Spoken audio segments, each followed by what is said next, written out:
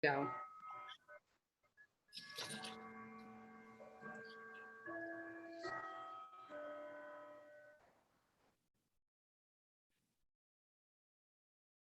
Welcome, everyone. People are shuffling in and we will get started very shortly.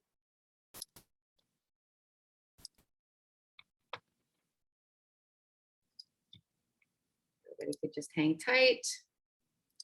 I see that people are coming in.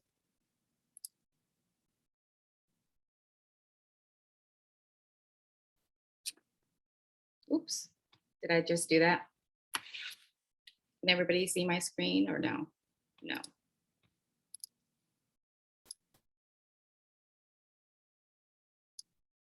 Technical difficulties. Okay, it's 7:01, so I do want to get everybody back to their families in a timely manner. Welcome and good evening. My name is Lisa Tomini, and I am this year's president of the Yorktown High School PTSA. I will say in advance, I'm looking out my window. I'm not sure what everybody's weather situation is. We're going to try to get through the evening. It is being recorded. If for some reason our end is interrupted, we will be sure to reschedule, but otherwise there will be a recording for everyone to view at a later time. So tonight's presentation on what to expect as a freshman at Yorktown High School is being sponsored by the Yorktown PTSA in partnership with Yorktown High School Guidance and Health Education. We encourage you to find much more information on the Yorktown High School website, which has a robust amount of details in terms of what we'll be covering tonight. We have an hour with you. And we also encourage you to join the high school PTSA when you do arrive there next year. Tonight's presentation is being recorded and a link to the recording will be emailed and posted on the PTSA website. So we invite you to view that at a later time if you're unable to finish tonight. And if you have any questions at any point during the presentation, please feel free to put them in the Q&A or the chat, and we will do our best to address all of them at the end of the evening. And without further ado, I'd like to introduce Cindy Cervini, the head of guidance at Yorktown High School. Good evening, everybody, and thank you, Mrs. Tomine. We are so happy to be able to offer you this introduction to Yorktown High School. In the next few months, your students will be coming over as guests of the Big Buddies. I think that's actually next week. We had some middle school students over today with Mrs. Jones, the social worker, and we really want to make a partnership between our school counseling office and the school counseling office at Strang. We've been taking all your elective choices. We're starting to do our master scheduling, so hang tight. I encourage anybody with any questions after this evening or going forward, you can always email me at ccervini@yorktown.org. So before we go much further, before it gets much later, I'm going to introduce Mrs. Siliberto because most of our freshmen will be meeting her at some point in the next year, or if not in the next 2 years, if they take a health class or Husker Discovery. But as most of you will be taking Husker Discovery, we wanted to give you a little bit of an introduction. So Mrs. Siliberto, you're on. Hi, everybody. Thank you guys so much for having me. I'm so excited that you want to learn more about Husker Discovery because this is probably my biggest life passion at the moment. I'm going to jump right into it. So I had to enter my plug here of my beautiful family. My daughter is 4 years old and my son is 8 months. Just in case anybody starts screaming in the background, you know why, and you have their beautiful faces so that you can understand a little bit of my walk right now. So my name is Jamie Siliberto. I studied at Montclair State University and I studied health education. I am extremely passionate about health education and I'm extremely passionate about your children. I absolutely care that they have the most incredible four-year experience that they could possibly have in high school, and I am absolutely willing to go above and beyond to ensure the success of all of my students. So that brings me to Husker Discovery. About 5 years ago, we piloted a course. It was an 8-week course that a couple of freshmen took. It was, a fraction of the class. And we piloted a program based on the curriculum DBT Steps A, which stands for Dialectical and Behavioral Therapy, Skills Training for Emotional Problem Solving in Adolescence. And that curriculum is really based around the mental health of students. It was a very successful pilot and led to the development of our half-year course. Husker Discovery is so much. It is suggestions from students, it is suggestions from parents, it is suggestions from teachers, and it is all of us together collaborating to ensure the success of our students. So the goals, we have academic goals where we really strive to make sure that throughout freshman year, students really understand how to advocate for their own needs. I really make sure and teach the kids skills for high school and for well beyond high school, all of the things that they're going to need academically for success through our walls, and ensure their success with the teachers that I know, and also success beyond our four walls. Our mental health goals are to identify the school resources and the community resources available to all of our students to ensure mental health and well-being, and to practice skills for well-being. Our empathy goals are eSTEAM, of course, because we are an eSTEAM school. That stands for empathy, and then science, technology, engineering, arts, and math, and to build a foundation of community and kindness. And so the way we're going to actually reach these goals is through a variety of different lessons that, again, I collaborated with a ton of people to build. Students, teachers, a whole bunch of people. Academically, we really work on executive functioning skills, and I believe a lot of what some of you guys actually put into our registration about things you were concerned about your children entering high school, that's all executive functioning skills. I saw a lot of people concerned with time management and organization, understanding the stress of academics, and that's all stuff that we cover in my class. One of the things we do is we take a test to understand what type of learner each student is, and then to understand what type of intelligence they have. And then we spend about a week going through different study strategies and different techniques that the students can use to truly be the best student that they can be. We talk about different note-taking styles. So things like graphic note-taking, where you could draw pictures to try and remember big concepts, or things like the Cornell method of taking notes, which is when you can turn your notes into a study guide instantly. So the students have been really vocal about enjoying specifically the Cornell method, and I have seen a lot of students using techniques that have been right for them. In addition, we do the plagiarism tutorial, which, if you have heard from my classes, this is a big deal amongst the students. This is from Indiana University. It is a college level plagiarism tutorial that I offer to all of my students. The students don't have to pass it here in freshman year of high school, but I do urge students to try their best. So we go through a ton of information of what plagiarism is, what it looks like, how to paraphrase correctly, and how to cite your sources correctly. And then students are challenged to take this test. And I am very proud to say I always have at least half of my students pass this tutorial and get the certificate, which is an amazing and incredible accomplishment. With every year, more and more students are passing, and that's just absolutely incredible. That shows us that across the board, students can effectively research in all of their academic courses. So it's going to be applied throughout their social studies and English classes and far into high school and beyond. Another thing we talk about academically is their academic course schedule. we have what's called the 4-year binder, and in their binder is a plethora of information they're going to need throughout their 4 years. The first thing that we cover is the course directory, which you guys can absolutely find on the high school website. We go through every single class Yorktown High School has to offer, and we talk about it in depth so that all of the students know exactly all of the options they have. Every single student is every journey is different. There's no one correct path to take. So I make sure and discuss all of the possible options, and students create a wish list that they can then share with their guidance counselors.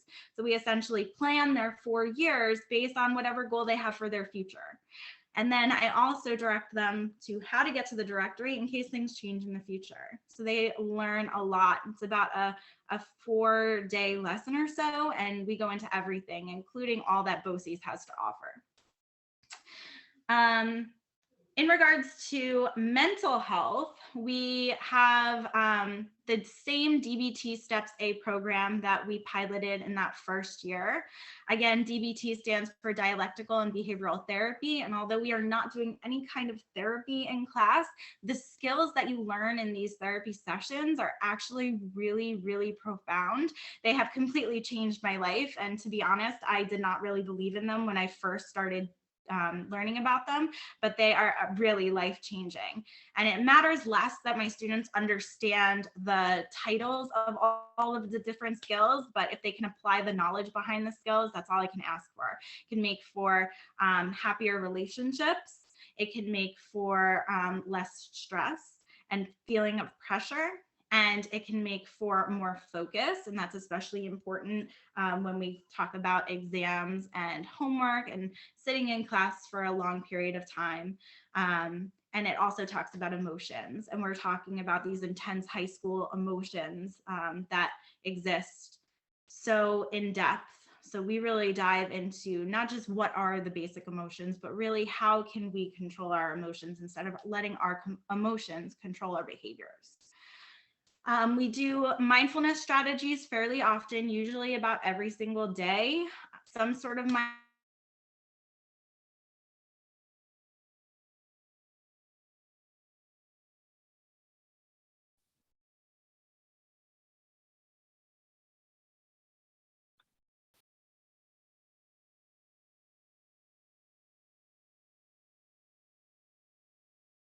seeing that I have no sound. Can everybody hear me? You just came back. You were out for a little while. Okay, so should I backtrack a little? Did you guys hear about mindfulness? That's where you started when you cut it. Okay, I apologize. So mindfulness is a strategy we use in class just about every single day for about 3 minutes to maintain focus on some sort of class activity where I ask the students to push everything out of their brains and just focus on the task at hand. This really helps them focus in class and with tests and with all of the things they need to focus on in the future.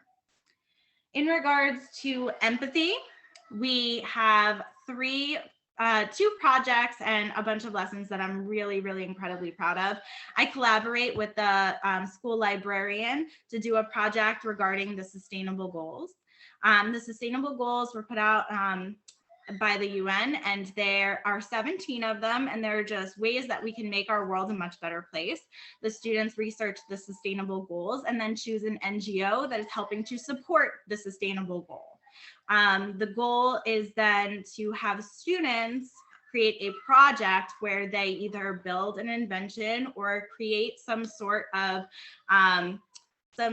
project using all of the different tools we've done throughout our academic lessons. So that's typically in the high school, students tend to rely on slides a lot when they're doing projects, and we try to open their world to a lot of different, more creative tools so that they can still use slides when they're appropriate and open up to other different types of projects that exist too. The CODA project is about co-occurring disorders. This is when somebody is dealing with a mental health disorder and a substance use disorder at the same time. And the students really dive into the topic and create ways that they can help make an impact. since this is a problem that's really affecting our youth, we want to try and ensure that they understand all of the different areas of concern, and we urge them to try and foster some sort of problem-solving technique for how we can prevent this from happening and help people who are affected. Finally, we have our stigma lessons, and we cover a full range of things people are stigmatized for. The goal here is to ensure more community amongst our students, to reduce bullying, and to hope that students will be upstanders if necessary, and also understand the walks each other are going through a little bit more. I think that a lot of the students they grew up together, but they might not really know much about each other at all. And so this just opens up the conversation that there are all different things that people can be stigmatized for, and all stigma is wrong. And here's how we can work towards making our lives a little bit more empathetic. So that's Husker Discovery in a nutshell. So Jamie, someone asked if Husker is an everyday course or an A and a B day course. So we all know the answer to that, but maybe you want to tell them. Sure. So Husker Discovery is every day for half the year. And then, so half the freshman class will take it in the fall and then half in the spring. The great thing about the way it's set up is the scheduling lesson that I was telling you guys about earlier happens very early on in the semester. So no matter if students take it in the fall or the spring, they will get the lessons before they actually create their schedules for the following year. Right. And when Ms. Siliberto says that half the students take it in the fall and half the students take it in the spring, unfortunately, I'm not able as a scheduler to capture half of the students. Our goal is when we get to scheduling that we schedule every student in the class. That's my expectation and the goal I give myself. That doesn't always happen depending on scheduling issues. You know, Ms. Siliberto is great, but she can't work 8 periods a day. We wouldn't be allowed to. So we do the best we can to schedule everybody and to give them this experience. And I have to, I wanted to remind you also, Ms. Siliberto, that we collaborated together with Mrs. Kivel's class last year. Where Ms. Siliberto's students, it was the end of their class. They were just finishing up the semester, and they taught the 5th graders via Zoom their favorite mindfulness activities. The kids loved that, and they always talk about going back. A lot of the projects this year for CODA and for the library projects surrounded around lesson plans that we have conversations about the students doing a similar experience again in the future. So when we were planning tonight, we figured that we would let Jamie go first because her children are amazing, but I can't imagine that won't last for too much longer. And then if parents had specific questions about Husker Discovery, now would be the time to throw them in the chat or the Q&A. So I have one question here from a parent. Is Husker Discovery a required course at the high school? So it's not required in that New York State does not require it for graduation. We go in expecting that we are going to schedule everybody. They do get a half credit towards their 22 credits in graduation. There are some situations where we cannot schedule it, but the expectation is that this is such a good class that we want our students to be able to have the opportunity. Someone just wrote in the chat, will all freshmen get to take it, or some won't make it in? Sometimes if a schedule is really jammed, if it's an IEP student with, if it's an IEP student or a student that has skills classes or speech or counseling, sometimes we can't fit it in. If a student has band or orchestra and parents tell me they need to have a lunch period, a dedicated lunch period, then I can't fit it in. You know, we would let them take their band and orchestra. They've been practicing their music for years. They've been playing. That would be a priority. I would say probably about 80% of our students get to have the experience. And then Jamie, maybe you want to tell the parents about the students. You have a couple of students in the beginning that are kind of hesitant. Do you want to share that story? Sure. I have had a few students over the years who have come to me asking to drop the class, and I am fairly, I don't know, I just really am so passionate about this class. I'm not very willing to let them go so easily. So I have asked students to stay, give it 2 weeks, see if they like it, and then we can have the conversation again after the 2 weeks. If they are still determined that they do not want to take it, then of course, you know, I will have that conversation with them and guidance.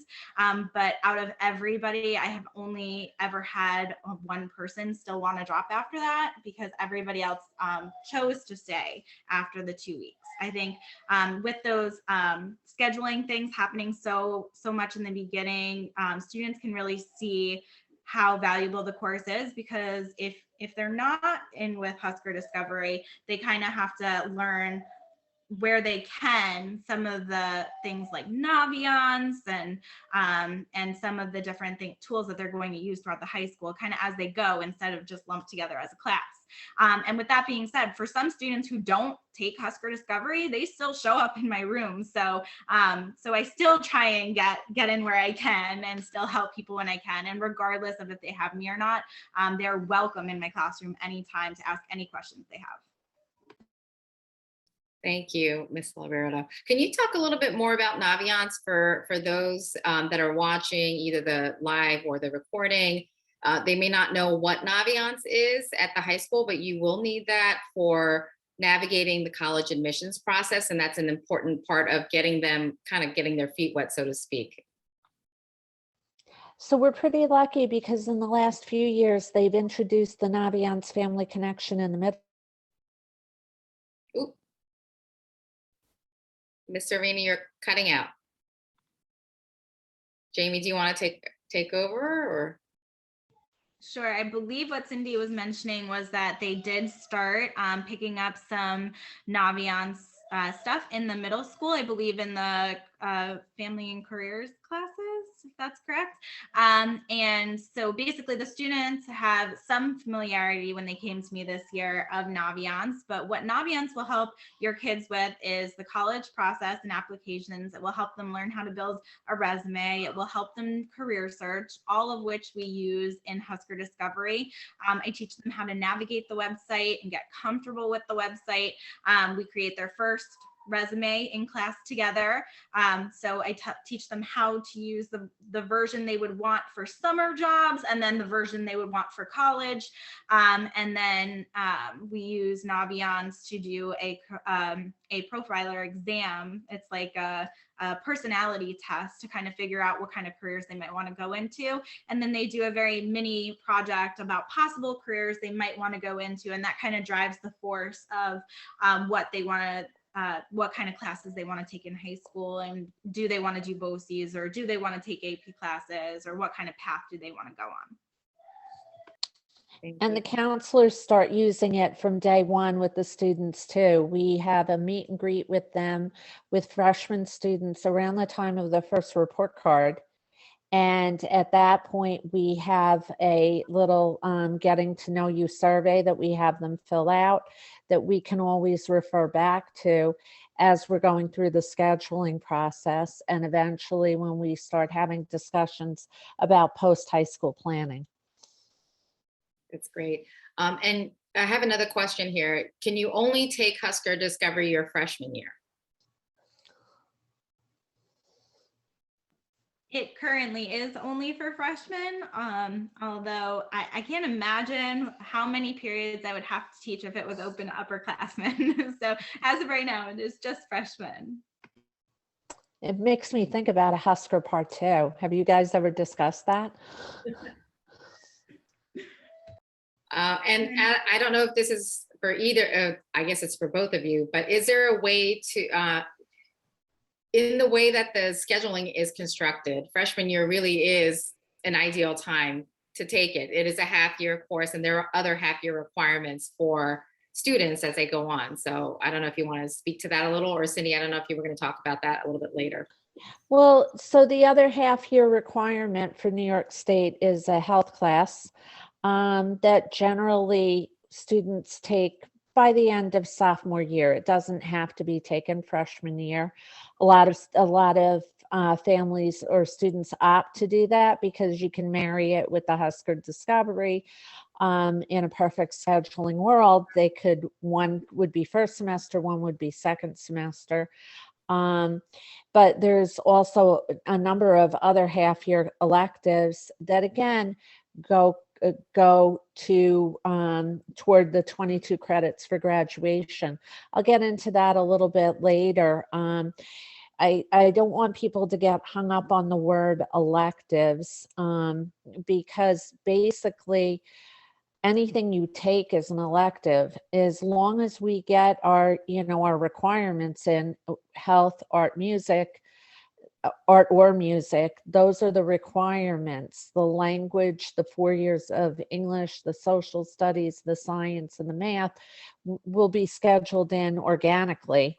And so after you have like 1 year of Spanish at the middle school, Spanish 2 is an elective. We wouldn't think it's an elective, but it's beyond the requirement, so it counts as an elective. So if we get our health in, our art, or our music, along with our requireds, our gym every year, 3 years science, 3 years math, 4 social, 4 English, everything else is an elective. We want to add up to 22. Most students go way beyond, and that's how they graduate. Okay. I'll do that slower later on. I don't think I see any more questions for the Husker Discovery class. Last call. If I could flick the lights on and off, I would right now, but. All right, so I think we're good, and we'll move on with Ms. Servini. Thank you so much, Ms. Siliberto. I've heard such great things about your course, and especially, I know you said it only piloted 5 years ago, so we're talking, it's only been a year or two since those students have now come up to be upperclassmen, and they really pull upon those skills from time to time. They may not realize it, but they definitely absorb the information. So thank you. Thank you guys so much for having me, and I really appreciate that you guys took the time to listen about my class. I love it so much, and I really love your children. So thanks so much for making them. Thank you. Bye. Bye. Okay. Thanks. All right, Ms. Servini, would you like to talk a little bit about scheduling and class selection and how it all works? It seems like a little bit of a mystery sometimes. Oh, I'm sorry to hear that. We were talking before we went on about it's become so second nature to me that I don't realize that not all the world understands how scheduling works. Basically, we take in all the electives that people want to take. So I'll occasionally get questions of, oh, my child put down art. How do I know they won't get blocked out of art? How do I know there'll still be room in the class? When we schedule, we will take all your elective choices. And if there are, and I'm just going to pick some random number, 150 students that are asking for art, then we know we have to do 7 or 8 classes of like 20 students to make sure we capture all those students. So the times when they get closed out of classes is if they change their mind closer to August or September. If an art class isn't running when, say, if there is an art class running at the same time as French 2, which is a singleton, or concert band, and then some of the other art classes are closed, then we might not be able to fit them in. But we really take your elective choices seriously, and I appreciate all of you that gave me a number of choices.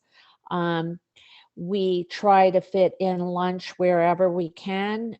Some parents and students will email me and say, well, I want to take band and I want to take data science.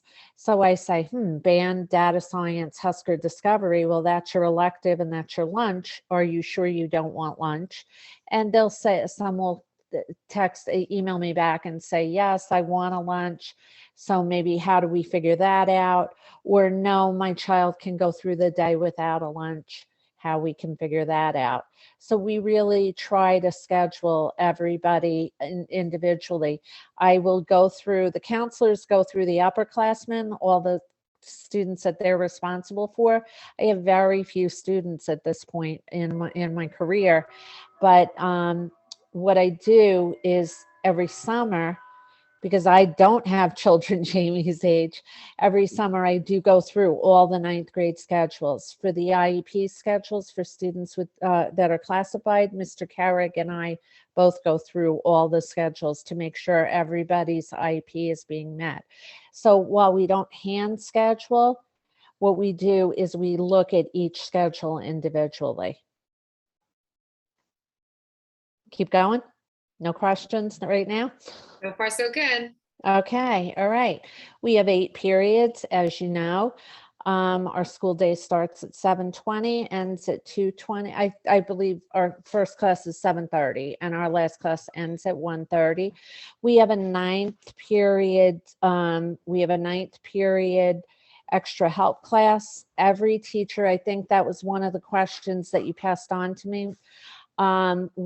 Every teacher is available for ninth period. The only time they're not available is if we run a meeting for, if one particular, say, sophomore has a meeting, all the teachers, the 5 or 6 teachers that sophomore has, we're all doing a Zoom meeting during that ninth period.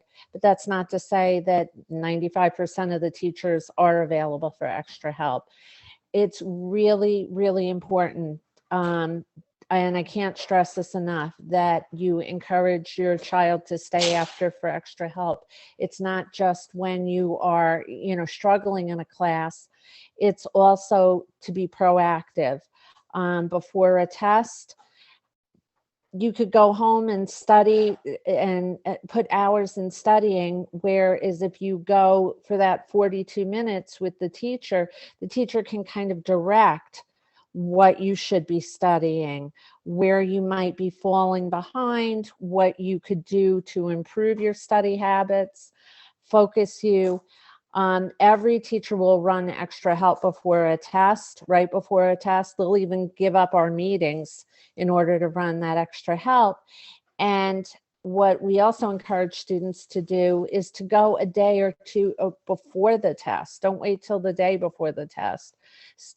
Go a day or two before the test. There'll be a lot more one-on-one time, 1-on-3, 1-on-4.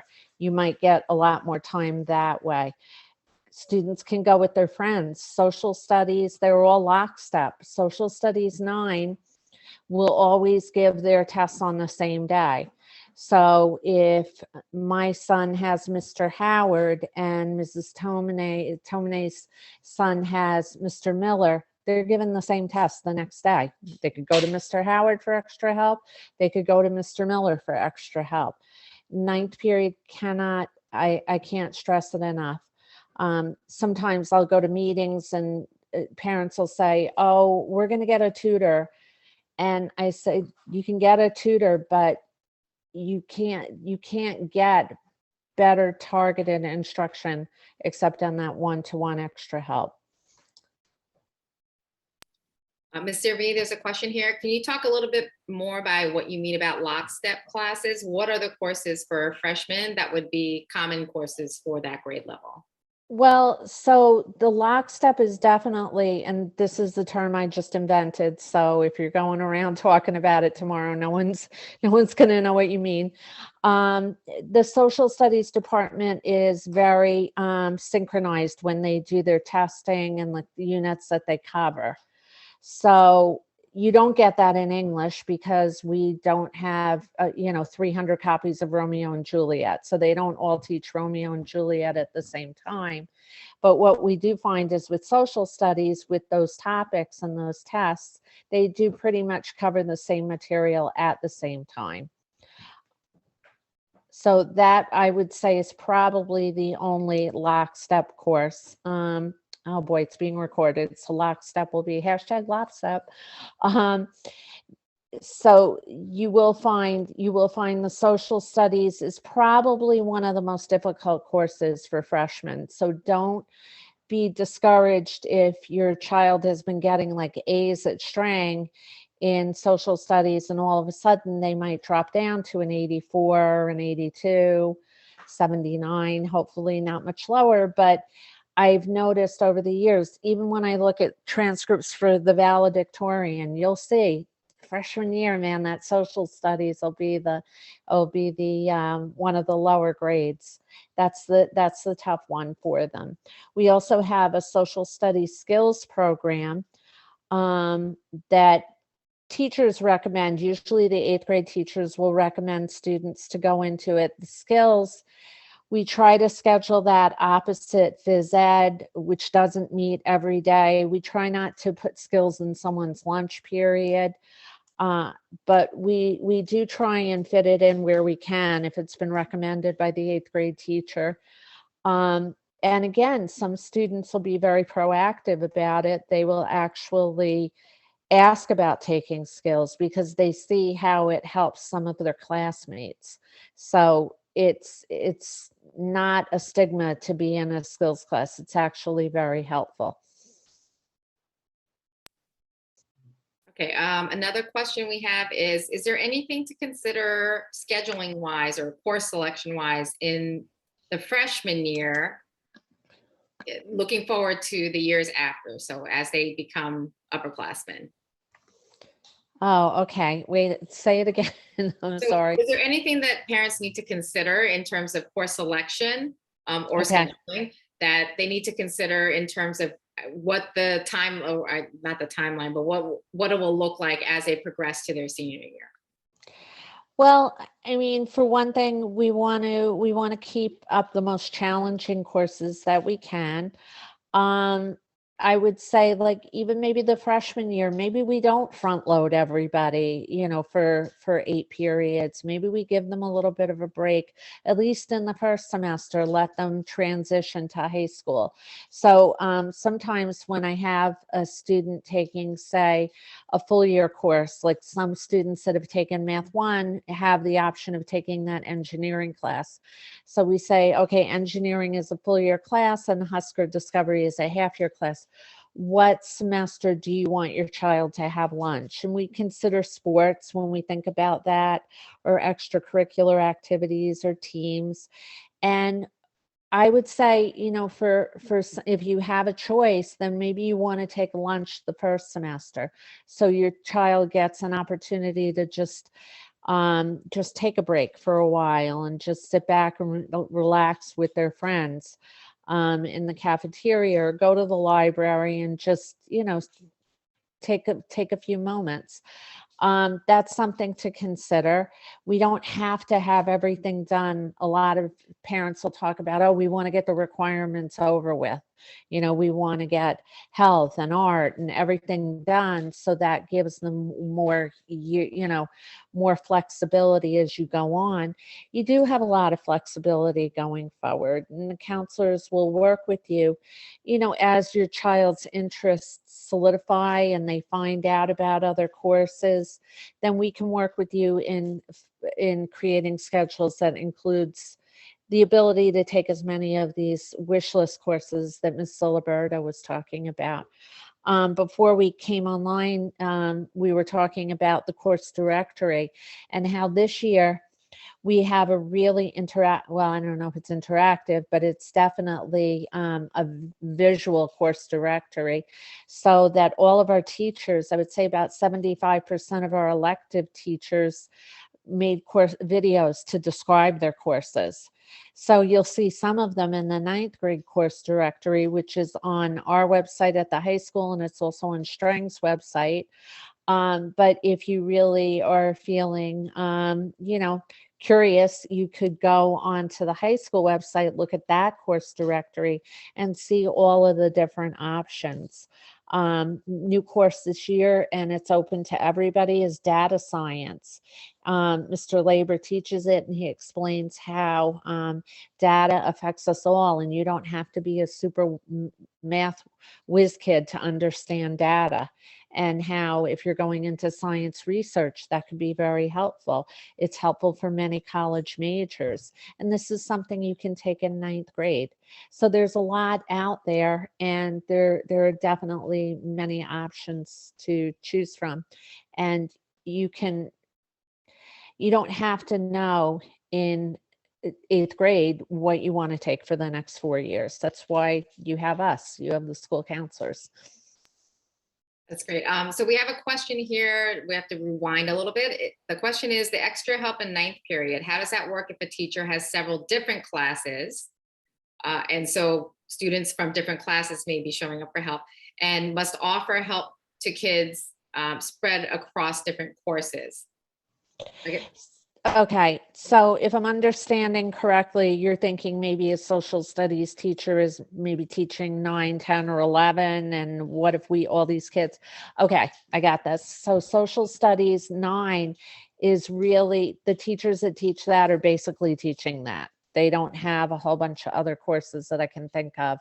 I don't even think, I'm thinking my social studies because I was working on that today. The math classes, what they might do. And usually teachers don't have more than, like, we call them preps, 2 preps. So you might only be teaching maybe algebra 2 trig, which is our math 3, and maybe algebra. So what a teacher might do is, if she has a ninth grade in algebra math 1 test on Wednesday, she'll tell her Alg 2 kids, okay, I'm not going to run extra help for you necessarily this week. This week I might be working with my math 1 students prior to their test, and our test is going to be next week. So after the math 1 test on Wednesday, we'll move on to the math 3s. I got to tell you, I think I struggle to answer it because I've never heard, it's a great question, but I've never heard it to be a problem. So whatever the teachers do, they work. And they also work when they're on hall duty. If your child has lunch or a study hall and his or her teacher's on hall duty, they'll work with the students. We brought a bunch of, there's Mrs. Kibble's class again. We brought a bunch of Ms. Kibble's classes to work with our engineering club. So 8th period, Mr. Heald is always, he's an 11th grade social studies teacher. That's his, it's not his extra help. His extra help is 9th period, but 8th period, he's always in the hall, and he's doing his hall duty, and he has like 5 students that he's working with, and, with them in a small group, just to be able, our teachers really try to get students wherever they can. Okay, I don't see any more questions at this point. Ms. Cervini, did you have anything else that you were going to talk about? I really appreciate all the 8th grade parents, and I'm getting very nice email questions, and we've had a few discussions with some parents about the scheduling process. And I appreciate your patience with me because, like I said, I've been doing this for way too long. And so it's second nature to me, and I forget what it's like to be a new parent. So we really want your students to feel comfortable on top of everything. Mr. DeGennaro will talk about it. As they grow up, you might need to help me with this, Mrs. Tomine. He always says you have to let them go, but watch them more carefully just from a distance. It's really interesting. I'm botching it up, but he'll say it. Do you remember what he says? I don't remember the exact saying, but that was close enough. Okay. All right. And what I'm so impressed with is that I will get students from the 8th grade emailing me.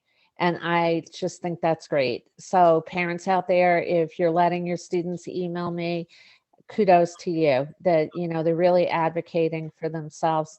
I can't see the questions from this afternoon. Was there anything from those questions you sent over to me that we didn't cover? I think we covered just about everything. The one thing I will say is if you're not, you don't need to be doing it right now, but we're very Twitter heavy, so to speak, at the high school. All of Mr. DeGennaro's communications are typically by Twitter. Guidance has a Twitter. So I would encourage you to join that maybe over the summer to give you some guidance on kind of what you can expect. Emails do get sent out, but by far it is on that end. Let's see, we have another question here. I don't know if it's a question. Oh, it's a thank you, Cindy, for you. Thank everyone for the time tonight. Let me just take a quick look at, financial well-being. Is there anything taught to the students regarding that topic within the district or the high school, I should say? Okay, so wait a minute. I played around with my audio and now I can't hear you. Hold on a minute, Lisa. All right, try now. Okay. Okay. To speak about the financial literacy, what is taught or what is available at the high school regarding that topic as students grow older and are getting ready to head off to college and be financially independent eventually. Oh gosh, we should text Jamie and get her back on here because that is a piece of the Husker Discovery, the financial literacy. And I know one of the board candidates was speaking to that, and I couldn't jump through the screen, but we do have a financial literacy class at the high school. It's called Smart Investing Personal Finance. And again, I would encourage anybody to go on the high school course directory. It's open, I believe, sophomores through seniors. And it started out, we might have had like 40 students taking it. Now we have well over 100 projected for next year. And again, like I was explaining with the scheduling when we first started, we're not going to just run 2 classes of that. We have 100 kids interested. It's a half-year class. We're going to run 4 classes. We will just do what we need, what we have to do to meet the students' needs and their requests for electives. Thank you. When will math and science placements be made? I believe they're made already. I believe they're in there. I can tell you they're in there because I did them. So you should be able to, oh yeah, they took it off. That's it. Okay, so I think I'm going to ask the 8th grade parents, are you able to see the portal anymore about of what your child picked as an elective? Up until about a week ago, you were able to view the portal, and I'm not sure if you can still view it.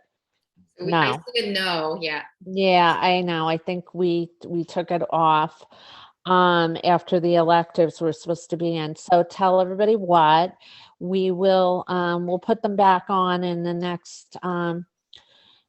We'll put them back on this week so people can view their math and science placements. That. Some of them were made before the portal went off, and some of them were made after. So good point. Yes, we'll put that back on so you can see it. I can't say that it's going to be on forever, but it'll be on for at least about the rest of this week, beginning next week. We'll put it on for a week. There's another question. Is there PE and band orchestra every day, or is it A days or B days?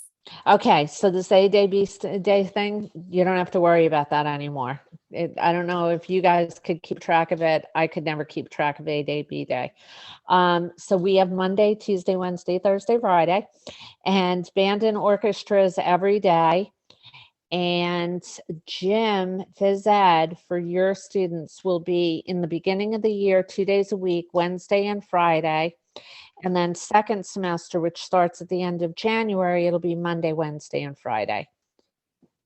And that, in a perfect scheduling world, wraps around their labs. So generally, the science labs, the earth science and the biology for the following year, those labs are on Tuesday and Thursday, hence gym on Monday, Wednesday, Friday.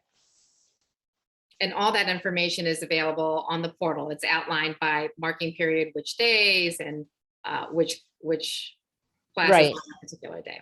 Right. And then also, if you haven't, please watch the video. Ms. Snyder did a really good job in getting us all together and pointing this out. We did about, I don't know, 1430 slides of different sample schedules, just tons of different slides. And that video talks about a PI program, a personal interest exploration, that Ms. Sudal, our library media specialist, does. So if your child doesn't really want to sit in study hall or doesn't find that productive, he or she could go to Ms. Sudal, or it's actually in the course selection. You could pick a course called PI. It's not for credit, but you can also explore an interest of your own if you want to find out more about coding, if you want to find out more about crafting, Legos, anything you want to find out about. She will help you develop an interest an interest exploration for that particular topic. Okay, great. I don't see any more questions for you at this point. Was there anything else you wanted to add? You're a good resource too. You've had several students at all different levels of high school. Is there anything that you were surprised to find out or that you want to promote as a parent? No, I would just say definitely take a look at the course directory. It is a wealth of information, and there are courses that build upon each other. So if you don't get in the prerequisites, you will not be able to take the second part. So definitely explore that. And obviously all the required courses in terms of scheduling wise, they're all up on the website for you to consider and think about what do they absolutely have to have and where do we have some room for them to explore the things that they want to do. I think that's it. It definitely gets easier, right? As you progress through high school. I don't know about that. No comment. I plead the course-wise, school counseling wise. Yeah. But thank you so much, Ms. Servini. This has been so helpful. I know a lot of times 8th grade parents going on into the high school have lots of questions in their head, and obviously you are available throughout the year. So I would encourage you to get in contact with either your 8th graders counselor or Ms. Servini or somebody at the high school if you have additional questions. But we thank everybody for joining us tonight. We thank you, Ms. Servini, for your time, and we wish you a great evening. We look forward to having your children this fall. Good night. Bye-bye.